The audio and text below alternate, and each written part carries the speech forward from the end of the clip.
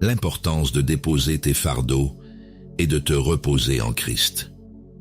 Imagine-toi au milieu de ta journée, en train de jongler entre les tâches du travail, les responsabilités familiales et les moments où tu te demandes si tout cela a un sens. Tu ressens le poids sur tes épaules et te demandes si tu trouveras un moment de répit. Cette question résonne. Comment avancer sans s'épuiser? Tu crois en un Dieu qui allège les fardeaux, mais parfois, tu te sens plus accablé que libéré. Tu pries pour la paix, mais ta vie reste chaotique. Pourquoi ce décalage entre ce que tu crois et ce que tu vis? Bienvenue sur La Sagesse Chrétienne. Ensemble, explorons comment lâcher prise et retrouver une paix intérieure authentique. Pour continuer ce chemin vers la sérénité, abonne-toi à notre chaîne La Sagesse Chrétienne. Laisse-nous un like sous cette vidéo si elle te parle. Nous sommes ici pour t'accompagner dans cette quête de repos véritable. Prends un moment aujourd'hui pour respirer et te recentrer sur l'essentiel. Entrons dans la première vérité, lutter contre les fardeaux invisibles de l'âme. Le bruit de fond d'une radio qu'on laisse tourner en sourdine, le cliquetis des clés qu'on mélange, le grincement de la porte qu'on pousse. Sur l'autoroute, un autre conducteur te fait une queue de poisson dangereuse et tu sens la colère monter vite. Tes mains se crispent sur le volant, ton souffle s'accélère et en un instant, tout ton calme intérieur disparaît. Ce moment ordinaire devient un poids lourd que tu portes bien après que la voiture ait disparu. La réaction habituelle, c'est de ruminer. Tu t'imagines lui répondre, prouver que tu as raison, défendre ton honneur. Mais ce réflexe n'apaise rien, il entretient la tension et garde ton esprit prisonnier d'une scène déjà passée. Analysons comment ces pensées prennent racine en nous. La vérité chrétienne ici est simple. Lâcher prise et confier ses réactions à Dieu. Évangile selon Luc 12,15 l'exprime ainsi. La vie d'un homme, même dans l'abondance, ne dépend pas de ce qu'il possède. Autrement dit, ta valeur ne vient ni du regard des autres, ni du contrôle que tu crois devoir exercer sur chaque situation. Le grondement lointain d'un train, le craquement des glaces dans les verres, la fraîcheur du soir qui tombe. Tu surprends dans tes pensées un jugement dur sur quelqu'un que tu connais à peine. Tu lui attribues des intentions sans preuve, comme si comprendre ou juger pouvait te protéger. Ce réflexe aussi enferme. Il ajoute un fardeau à ton âme sans rien résoudre. Ces moments de tension révèlent notre attachement au contrôle. Au lieu de chercher à maîtriser ce qui échappe, choisis une autre posture. Laisse Dieu être le gardien de ton cœur.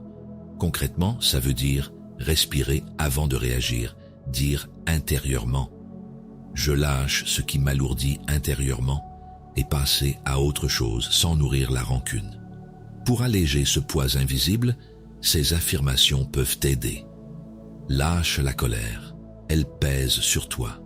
Mon cœur est libre quand je pardonne. Que ta paix demeure en moi.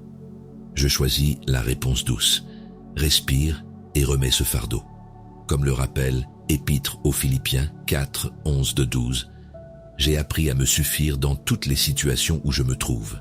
Je sais vivre dans la pauvreté ou dans l'abondance. En clair, cette paix ne dépend pas des circonstances, mais du choix conscient de remettre à Dieu ce qui dépasse ta maîtrise. Voilà ce qui se joue quand tu refuses de laisser tes émotions diriger ta journée. Tu redeviens libre intérieurement. C'est là que commence une paix solide, celle qui naît quand tu choisis chaque jour de lâcher ce qui t'alourdit intérieurement. Approchons la deuxième vérité.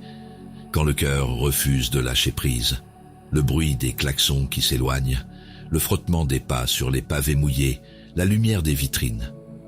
Un automobiliste te klaxonne violemment pour une faute que tu n'as pas commise. Le cœur se serre, la colère monte et l'envie de répondre est forte. Tu ressens l'injustice comme une brûlure, même si l'autre disparaît déjà dans la circulation. La réaction habituelle, c'est de ruminer la scène en silence ou de chercher à rendre coup pour coup. Ce réflexe donne l'impression de reprendre le contrôle, mais en réalité, il enferme. Plus tu repasses l'événement, plus ton esprit reste prisonnier du moment, et la paix s'éloigne.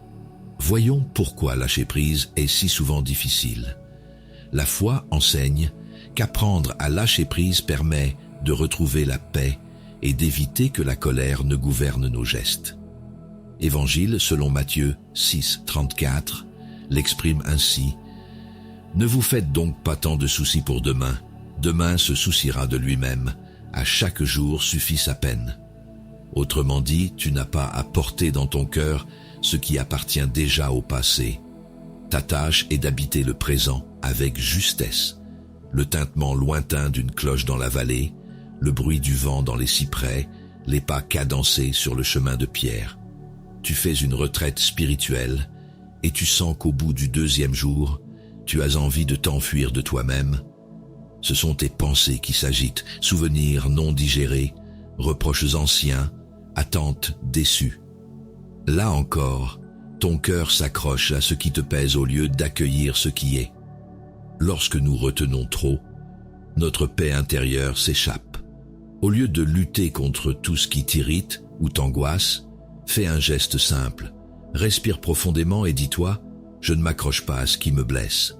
Concrètement, ça veut dire accepter que certaines choses ne dépendent pas de toi et choisir malgré tout d'agir avec douceur aujourd'hui. Pour libérer le cœur, voici des pensées à cultiver. Laisse aller, ne retiens pas tout. Cherche le calme dans la tempête. Merci pour chaque leçon de patience. Je choisis de ne pas réagir. Que ton cœur soit en paix.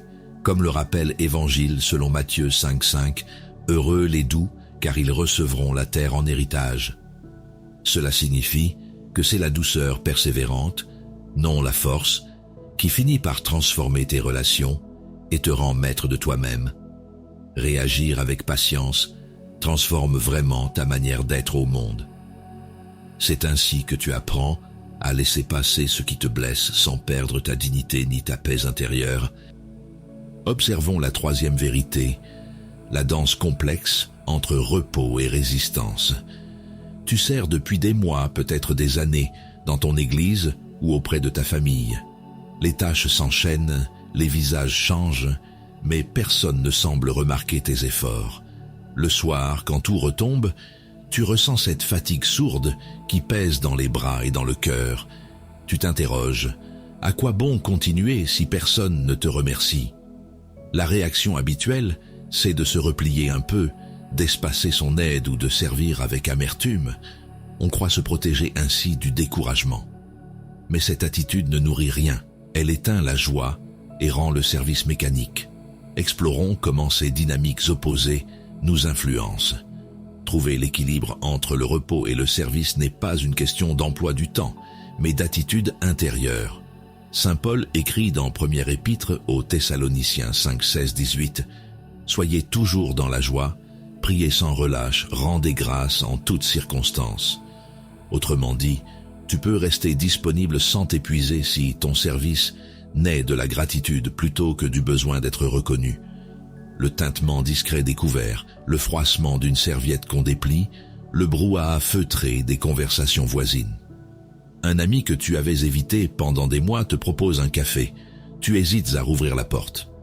Tu crains de raviver une blessure ou d'offrir encore sans retour.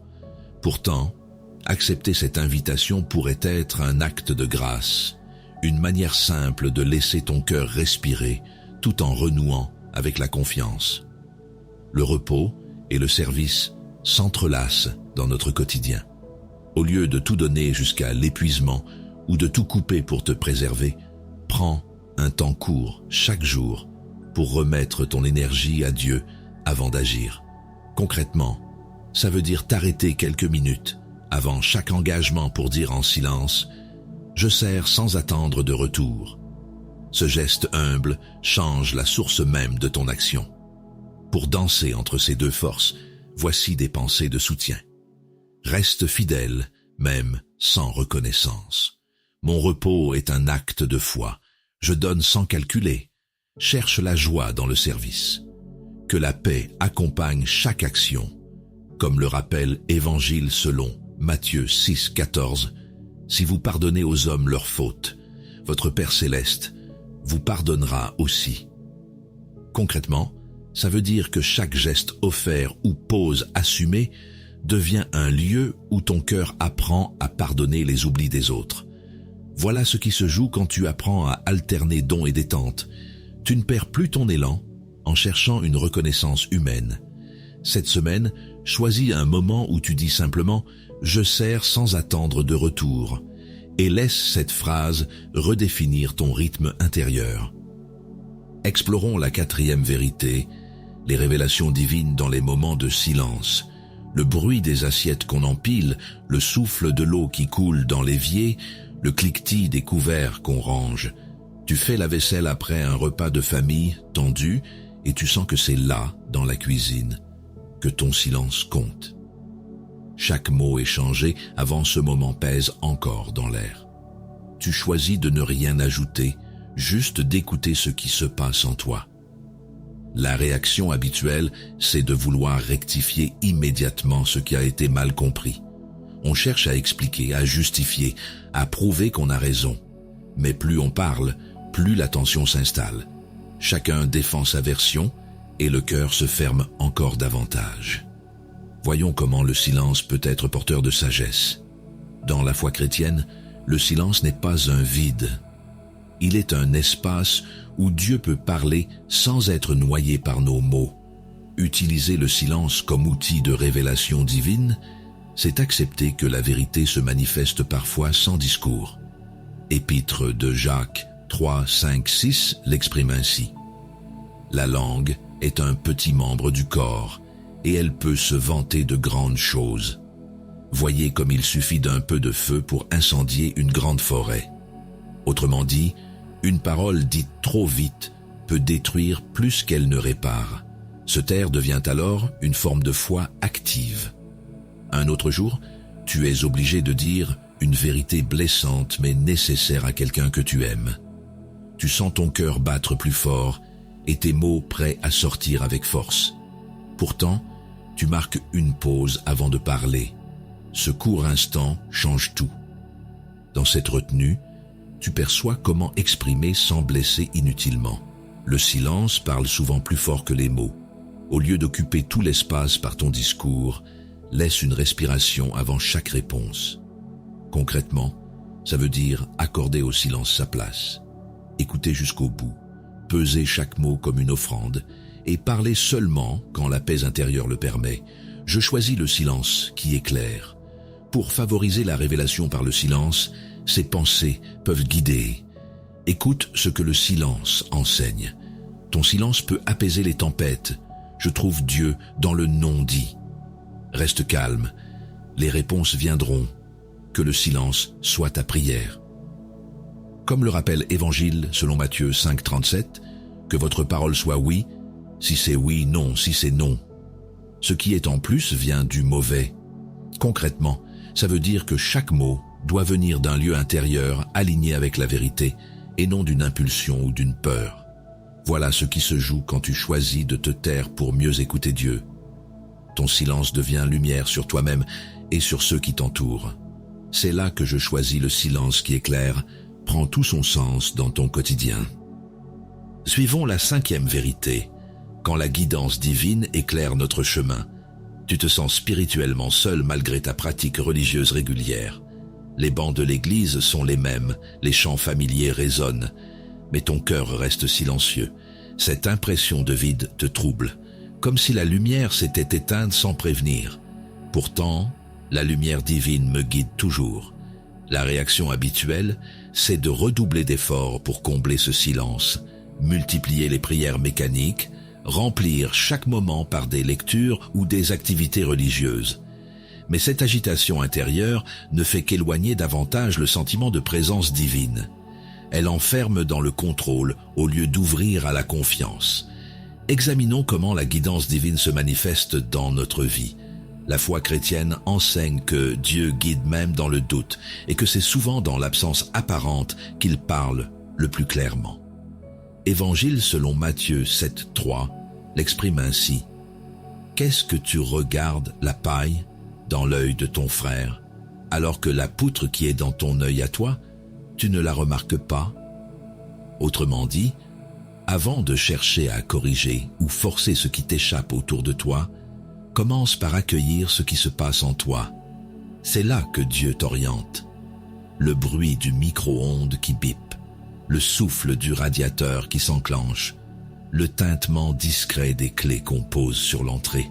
Tes enfants ne viennent plus à la messe et tu hésites entre insister ou laisser faire. Tu ressens une inquiétude sourde, peur qu'ils s'éloignent pour de bon.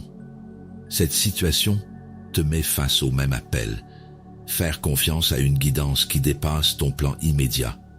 Même dans la solitude, la lumière divine nous guide. Au lieu d'imposer ta volonté ou de vouloir tout comprendre maintenant, fais un pas en arrière et confie ce que tu ne maîtrises pas. Concrètement, ça veut dire prendre un moment chaque jour pour dire simplement « Seigneur, je te confie ce que je ne saisis pas encore ». C'est un geste d'abandon lucide qui ouvre ton cœur plutôt qu'il ne sature ton esprit. Pour s'ouvrir à la guidance divine, ces affirmations peuvent t'aider. Fais confiance à son temps, que la lumière divine éclaire ton chemin. Reste serein, il est avec toi. Je laisse à Dieu mes inquiétudes. Cherche sa présence dans chaque instant. Comme le rappelle première épître de Pierre 4:8. Avant tout, ayez entre vous un amour intense, car l'amour couvre une multitude de péchés. Concrètement, ça veut dire que cet amour patient devient lui-même un repère divin quand tout paraît flou. Voilà ce qui se joue quand tu choisis de faire confiance à Dieu plutôt qu'à tes propres plans.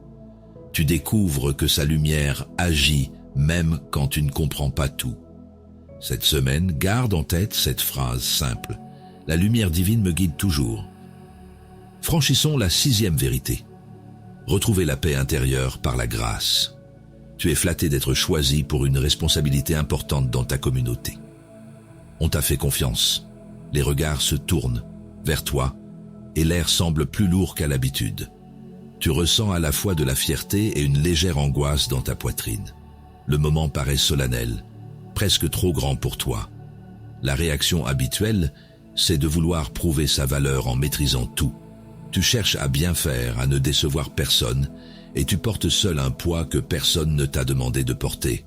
Cette attitude épuise rapidement, parce qu'elle repose sur l'orgueil discret de celui qui veut mériter la reconnaissance plutôt que recevoir la grâce. Voyons comment la grâce peut transformer nos ressentiments. Retrouver la paix intérieure en acceptant la grâce, c'est reconnaître que toute responsabilité est d'abord un service, pas un titre. L'Évangile, selon Marc 12:31, l'exprime ainsi. Tu aimeras ton prochain comme toi-même. Il n'y a pas de commandement plus grand que cela. Autrement dit, tu ne te donnes pas pour briller, mais pour aimer. Et cet amour s'étend aussi à toi-même, avec douceur et humilité. Le cliquetis des glaces dans les verres, la musique qui baisse pour une annonce, les rires qui se calment. Un ami te raconte avec fierté un bon coup qui t'a lésé sans qu'il le sache. Tu sens monter en toi un mélange d'amertume et de blessures cachées. Ce même appel à aimer ton prochain revient ici. Tu peux choisir entre nourrir le ressentiment ou accueillir la paix que donne la grâce. La grâce divine est un cadeau qui apaise nos cœurs. Au lieu de te raidir sous le poids des injustices ou des attentes, offre ton effort, sans attendre d'écho immédiat. Concrètement, ça veut dire prendre le temps de confier chaque tâche à Dieu avant de l'accomplir et remercier même quand personne ne remarque ton travail. La grâce m'apaise et me libère. Elle rend ton cœur léger au milieu des responsabilités lourdes.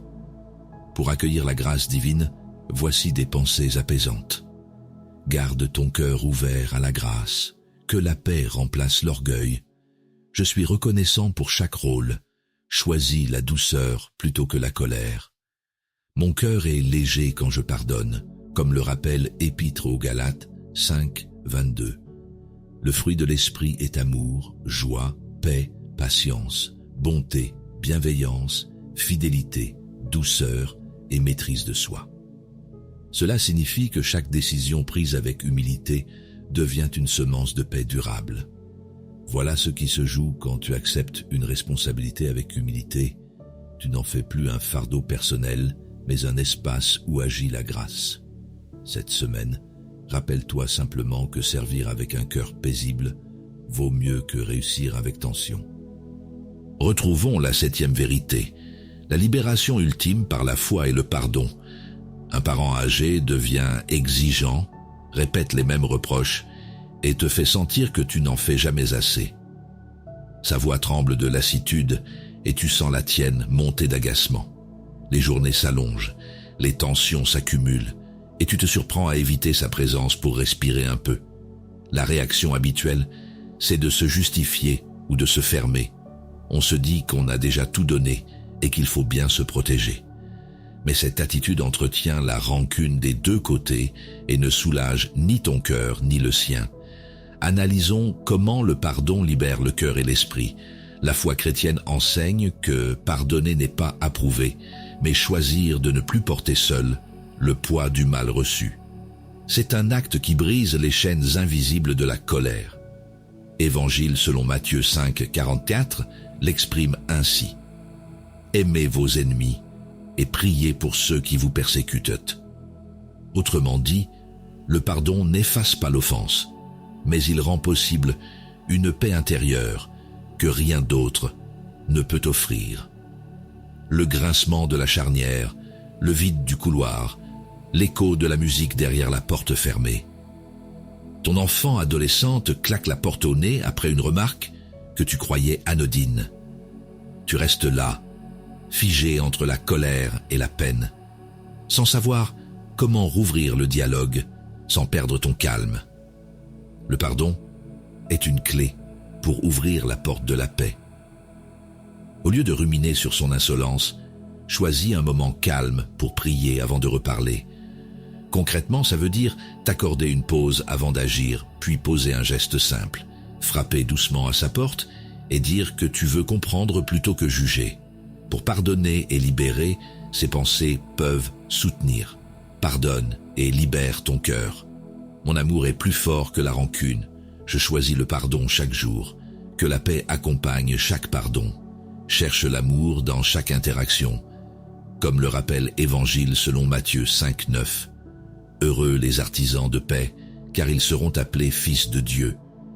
Concrètement, cela signifie qu'en choisissant d'apaiser plutôt que d'accuser, tu participes à cette paix que Dieu promet au cœur réconcilié.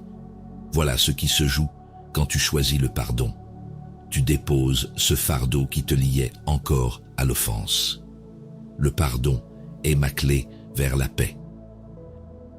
Tout au long de cette réflexion, nous avons compris que le véritable lâcher-prise n'est pas une faiblesse, mais une force spirituelle. En apprenant à déposer nos fardeaux entre les mains de Dieu, nous découvrons qu'il ne s'agit pas d'abandonner, mais de confier. Cette transformation intérieure nous conduit du tumulte du contrôle vers la sérénité du repos, là où chaque souffle devient une prière silencieuse et chaque silence un acte de foi. Aujourd'hui, une nouvelle réalité s'offre à nous, celle d'une âme apaisée qui choisit de soulager ses charges pour mieux retrouver la paix. Comme le disait saint Augustin, nos cœurs sont sans repos tant qu'ils ne reposent en toi. Cette vérité intemporelle rappelle que la guidance divine n'est jamais loin. Elle se révèle dès l'instant où nous cessons de lutter seuls et ouvrons notre cœur à la présence bienveillante du Créateur. Si ce message a trouvé écho en toi, je t'invite à rejoindre notre communauté en t'abonnant à la sagesse chrétienne. Partage en commentaire ce que tu ressens lorsque tu choisis de remettre tes fardeaux à Dieu. Quelle transformation observes-tu dans ton quotidien? Ensemble, faisons grandir cet espace de lumière et de paix où chacun peut trouver réconfort et inspiration. Souviens-toi, lorsque tu acceptes de te reposer dans les bras de Dieu, tout devient plus clair, plus léger, plus vrai.